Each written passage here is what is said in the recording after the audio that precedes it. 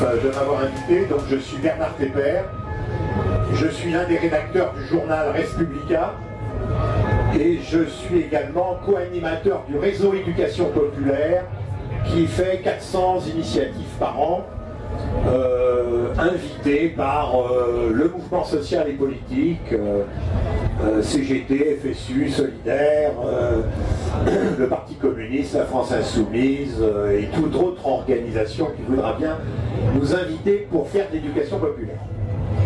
Alors, ce que je voudrais dire, c'est que, puisque le sujet c'est syndicalisme et politique et quelle perspective, donner un petit peu notre position rapide, parce qu'il paraît qu'ici on parle que 5 minutes.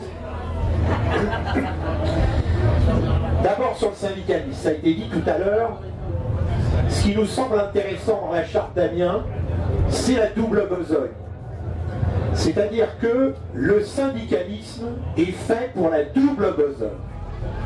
C'est-à-dire pour porter les revendications et pour, je dirais, penser la société future.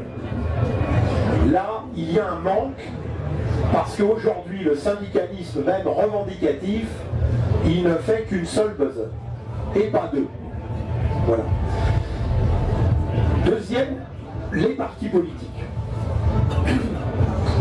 Le rôle des partis politiques pour ceux qui sont des anticapitalistes, c'est d'une part de préparer les élections, mais c'est d'autre part d'agir et de penser pour une société post-capitaliste. Là encore, disons qu'il y a loin de la coupe aux lèvres. Troisième élément que je voudrais dire, c'est que Warren Buffett, deuxième fortune de la planète, une journaliste lui posait des questions, à votre avis, est-ce que la lutte des classes existe? Et il a dit, bien sûr que la lutte des classes existe, puisque c'est ma classe, la classe des riches, qui est en train de la gagner. Il serait incroyable que l'oligarchie capitaliste dit ouvertement qu'il faut pratiquer la lutte de classe, alors que dans le monde des travailleurs, il y en a qui tournent la bouche à cette invocation. Quatrième élément, c'est que lorsque l'on veut aller vers la transformation sociale et politique, il faut travailler les conditions de la révolution citoyenne. C'est-à-dire qu'il ne suffit pas de dire que l'on va, je dirais, on veut la révolution citoyenne. Encore faut-il travailler les conditions pour que ça puisse se réaliser. Parce que les incantations divines, 2500 ans d'histoire ont montré que c'est pas comme ça que les transformations sociales s'effectuent. Alors sur les conditions de la révolution citoyenne, je vais essayer d'aller vite avant de me faire couper la parole au bout de 5 minutes. Premièrement, il faut comprendre qu'aujourd'hui, nous sommes dans un moment d'approfondissement de la crise du capital. C'est ça l'élément central. L'élément central, c'est pas la finance. La finance internationale n'est là que parce qu'il y a la crise du capital et qu'aujourd'hui, c'est la seule façon pour les capitalistes d'augmenter leur taux de profit, car depuis les années 70, les taux de profit dans l'économie réelle sont en berne dans le système capitaliste. Il y a donc nécessité, je dirais, de faire justement de la formation et de l'éducation populaire pour faire comprendre à l'ensemble des travailleurs que c'est la crise du capital qui est la cause de tout ce que nous vivons. Deuxième élément, c'est que nous vivons un verrouillage extrêmement subtil, je dirais, d'un contrôle populaire de l'Union européenne et de la zone euro. C'est-à-dire qu'en fait, aujourd'hui, nous sommes, je dirais, ancrés dans l'Union européenne et la zone euro. Et que là-dessus encore, nous avons un véritable problème. Parce que dans notre camp, y a des gens qui pensent que l'Union européenne et la zone euro est réformable de l'intérieur. Voilà. Ça, c'est un vrai problème. Parce qu'aujourd'hui, toutes les études d'opinion le montrent, tous les porte-à-porte le montrent. 90% des ouvriers et des employés n'y croient plus. Et que c'est parce que le discours n'est pas clair par rapport à l'Union européenne et la zone euro que 60% des ouvriers et des employés s'abstiennent. Quand nous disons que le Front National est le premier parti ouvrier, c'est faux. Aujourd'hui, le premier parti ouvrier, c'est les abstentionnistes. Et que le Front National n'est premier que dans les 40% qui votent. Et de très peu par rapport à d'autres formations. Et donc, de ce point de vue-là, il y a un gros travail d'éducation populaire et de formation des militants. Je ne vais pas vous faire un résumé de la pensée d'Antonio Gramsci. Je pense, comme lui, qu'il n'y aura jamais de transformation sociale, il n'y a jamais eu de transformation sociale dans 2500 ans d'histoire sans préalablement avoir gagné la bataille d'une nouvelle hégémonie culturelle. C'est pour ça qu'il y a eu la Révolution française, c'est pour ça qu'il y a eu la Révolution russe, c'est pour ça qu'il y a eu la Révolution chinoise. Et si on remonte même plus loin, c'est la même chose. Donc il y a une gigantesque bataille culturelle à mener. Et ça ne se mène pas seulement en distribuant des tracts le dimanche matin au marché.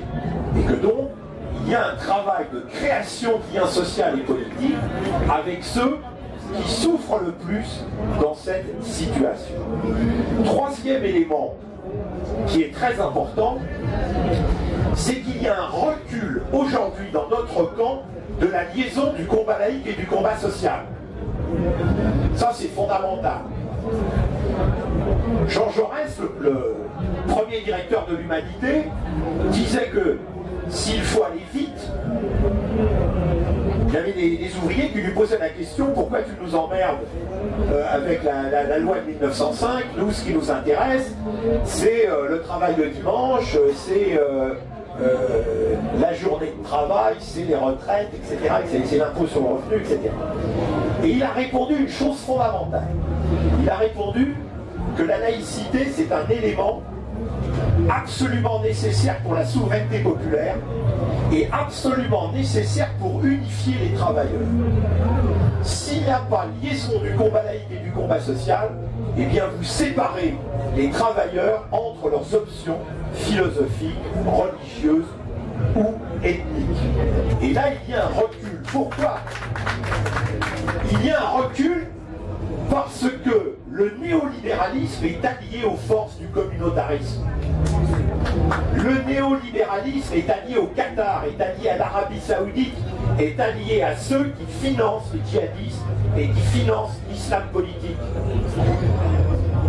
Le néolibéralisme est lié au Vatican, le néolibéralisme est lié à l'ensemble des dirigeants des structures cléricales. Quatrième, oui, c'est la même chose, sauf que leur puissance est quand même un peu moins forte que le Vatican. Mais bon, ça se discute, mais bon. Mais sinon, je suis d'accord, il n'y a pas de séparation à faire entre, je dirais, les structures cléricales. Il faut respecter la religion, mais les structures cléricales sont des structures réactionnaires liées au néolibéralisme. Ensuite, il faut tenir compte de la nouvelle donne politique dans laquelle nous sommes. Cette nouvelle donne politique, elle a été marquée par l'explosion de la gauche, c'est-à-dire l'explosion du front de gauche. Et d'une certaine façon, je ne dirais pas qu'il faut s'en réjouir, mais d'une certaine façon, moi personnellement, je ne pleure pas sur une structure de cartel antidémocratique coupée du peuple. Et que de ce point de vue-là, la poussée de la France insoumise qui a eu lieu pendant ces élections permet, je dirais au moins, je dirais pour la jeunesse, parce que ça a été, c'est la première fois depuis un quart de siècle que vous avez une organisation politique qui intéresse la jeunesse de ce pays. Et ça, il faut le saluer.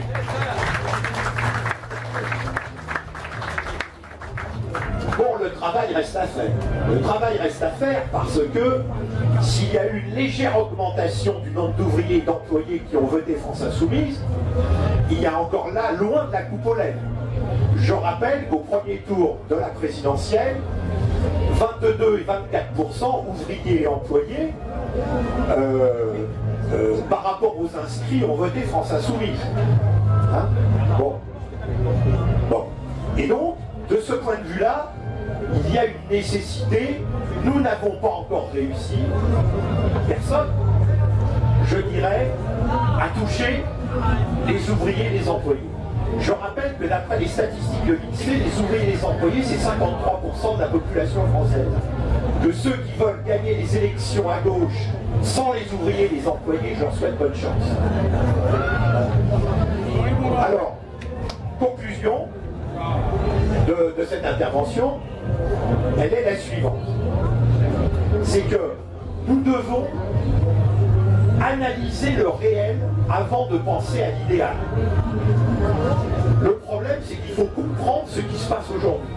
C'est ça le travail que nous avons tous. Voilà. Et ça, il faut faire un travail collectif.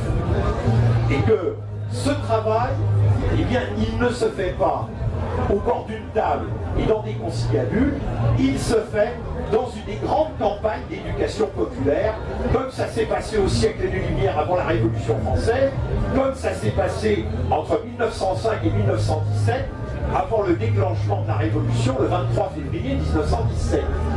Il y a eu je dirais, tout un processus.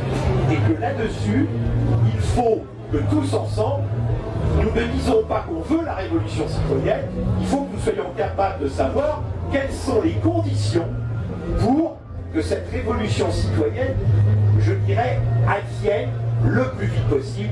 Je vous remercie de votre attention.